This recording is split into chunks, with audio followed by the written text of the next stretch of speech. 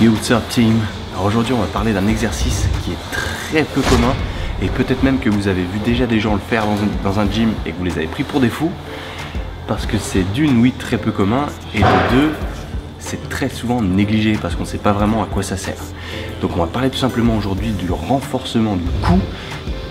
Je vais me dire what the fuck, le renforcement du cou? Ouais, alors en fait tout simplement de taper des flexions et des extensions de cou. Alors il va y avoir plusieurs objectifs là-dedans. Le premier, tu l'as peut-être déjà vu chez les athlètes américains, surtout foot américain, des gros coups balèzes. Alors ça, eux, c'est parce qu'ils ont le casque qui doit peser entre 3 et 500 grammes sur la tête tout le temps. Donc forcément, ça va l'épaissir un peu. Mais c'est surtout au niveau du renforcement utile dans la vie de tous les jours, à savoir le fait de renforcer ce cou va te servir par exemple à mieux encaisser un choc en voiture. Et plein de petites choses comme ça, et d'éviter de temps en temps de te tweaker le cou pour pas grand chose et que tu te demandes pourquoi ça fait mal, etc. Souvent ça arrive ce genre de choses, enfin moi en tout cas, ça m'est déjà arrivé plusieurs fois, et notamment après ma blessure que je me suis fait, donc c'est là où j'ai vraiment réagi sur le fait qu'il fallait travailler le cou. Surtout ouais, quand je suis tombé, je sais pas si tu te rappelles, le double salto arrière dans la fosse et que j'ai très mal atterri et qu'après pendant un petit moment j'ai eu très mal et ça a duré plusieurs mois. Et ça c'était super galère. Et de ce fait, j'ai commencé à prendre conscience du fait qu'il fallait commencer à travailler le cou, à l'isoler, parce que le cou, certes, on le travaille quand on fait du deadlift ou du rack pull, ce genre de choses, mais pas directement en isolatoire.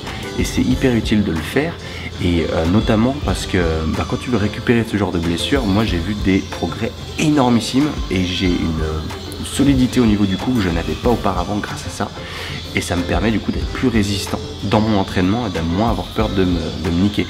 Et ce qui est vraiment cool là-dessus, c'est que ça va aussi renforcer forcément la protection de ta colonne vertébrale, donc ça va éviter à ta colonne de bouger par exemple, parce que tu auras un gainage plus conséquent au niveau du cou, et ainsi la trajectoire sera plus rectiligne entre guillemets. De toute façon tu le sais, quand tu es gainé, voilà, ça fait la différence. Et quand tu fais du gainage au sol pro, c'est vraiment le gainage standard, la planche, etc. Donc tu vas gainer autour de ta colonne au niveau du dos, mais au niveau du cou, il n'y a pas grand chose qui se fait. Et c'est bien ça le problème, c'est que le coup du lapin est rapidement arrivé, donc il n'y a pas forcément qu'en voiture, mais si tu fais du fitness standard, il y a peu de chances que ça arrive tout de même. Mais si tu es sportif, football américain, rugby, handball, volleyball, il y a plein de sports où il peut t'arriver de te faire mal au cou pour pas grand chose, et après c'est hyper handicapant dans la vie de tous les jours. Donc là je vais te filer deux exos tout simples à faire régulièrement, je vais te le montrer comment le faire surtout, et sous quel tempo le faire, sous quelle intensité.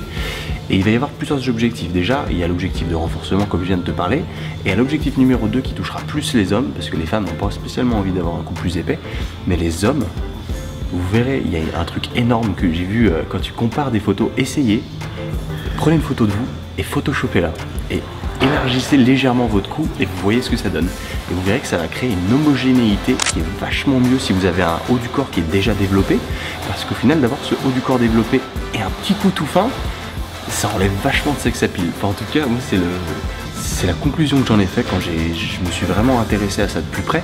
C'est vrai que si tu veux vraiment développer un physique de ouf en tant que masculin, un physique complet, d'avoir un cou plus épais, ça va avec, il n'y a pas à chier, parce que ce coup justement, s'il est négligé, tu auras ta tête posée sur un tout petit coup avec un gros corps, ça peut vraiment casser le truc. Et je vais te mettre quelques photos, il y a des bodybuilders qui ont le cou très peu développé, et tu vas voir que il manque un truc, c'est vraiment dégueulasse. Alors pour les hommes, moi ce que je fais, c'est que je le mets dans mes séances de mobilité, tout simplement parce que j'ai pas envie d'empiéter sur mes séances de full body déjà, je suis déjà assez éclaté pour ça, donc je les mets dans mes séances de mobilité au Active Recovery, et j'en fais quelques séries. Et je l'ai fait comme ça, et je dirais que si tu es un homme, tu vas rajouter un peu plus de volume parce que tu auras justement l'intérêt d'épaissir ce cou. Si tu es une femme, forcément non, tu en feras un peu moins, mais je te conseille tout de même de le faire parce que ça va aider à ce renforcement premier dans un but de santé qui est hyper important. Alors ce qu'on va faire, c'est de la flexion et de l'extension directement sur un banc ou sur une box. Moi je vais le faire sur une box aujourd'hui. Je me suis mis un peu à l'écart dans le gym parce qu'on a beau être dimanche matin, il y a quand même du monde. Et je vais me servir d'une plate de 5 kg. Alors là, il va falloir mettre cette plate sur ton front. Donc attention, si ça fait mal, forcément, essaye de mettre une serviette ou autre chose, un bonnet, ça aide vachement. Moi, je mets ces plates là parce qu'elles sont rembourrées, donc elles font pas du tout mal. Par contre, si c'est des trucs en métal, ça va t'éclater, laisse tomber.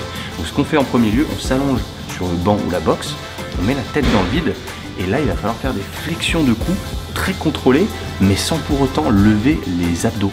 Tu vois quoi? C'est pas des crunchs, ça va être juste le cou qui va travailler. Et dans un premier lieu, on va faire ça. On va viser pour environ 15 répétitions. Par contre, on va pas aller à l'échec. Parce que c'est le genre de truc, si tu vas à l'échec et tu forces trop sur le coup, le lendemain, je peux t'assurer que tu vas te taper des petits, comment on appelle ça, des strains, des petites, je sais pas exactement comment ça se traduit, mais tu auras des douleurs qui seront pas comme des courbatures. C'est très sensible autour du cou, faire attention, c'est pour ça qu'il faut le renforcer intelligemment et de façon plus légère, avec des répétitions plus longues, mais plus légères, à volume pas trop important. C'est parti. Mais là en premier, tu vas te poser là, tu descends bien.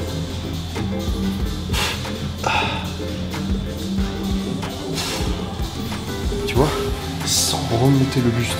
Très important, c'est juste de travailler le cou. Donc là, je vais faire environ 10 à 15 répétitions et après, je vais passer sur de l'extension.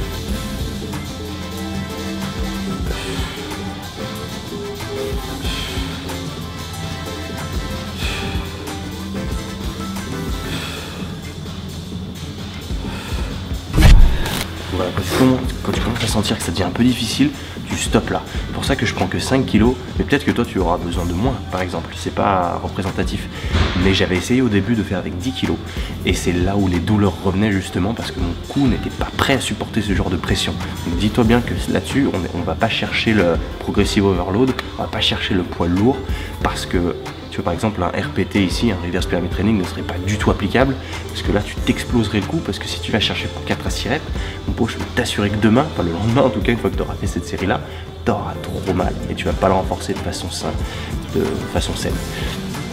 là, une fois qu'on a fait ça, tranquillement, on va pas à l'échec, comme j'ai dit, dès que tu commences à ressentir un peu les douleurs, enfin les contractions musculaires, tu stoppes tranquillement et là, on va passer sur de l'extension.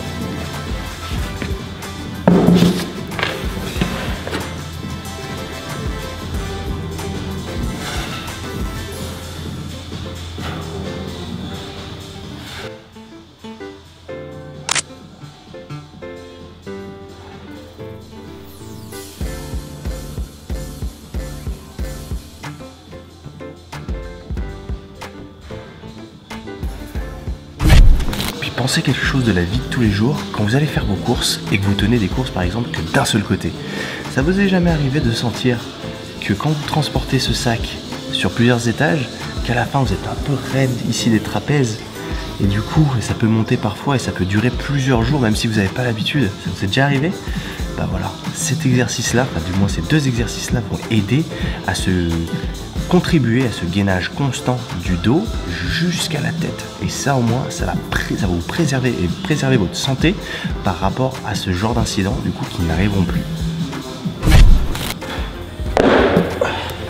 Et forcément d'avoir le soutien des mains, c'est important. Par contre, il ne faut pas que ce soit les mains qui fassent le travail. Elles sont juste là pour stabiliser la plate.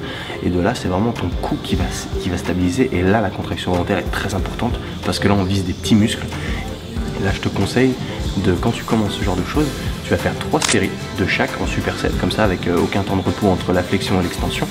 Et tu vas viser pour entre 10 et 15 reps, mais tranquille, sans augmenter les poids. Déjà, teste les poids en premier lieu, parce qu'il se pourrait que tu aies besoin que de 1,5 kg ou 2,5 kg, pas très lourd. Moi, je prends 5 et je sais ce poids avec lequel j'ai le mieux de ressenti en ce moment. Donc je vais à peu près à 15 répétitions, je vois que c'est pas trop difficile, je vais tranquillement et je fais mes 3 séries, dans les séries de mobilité comme je disais.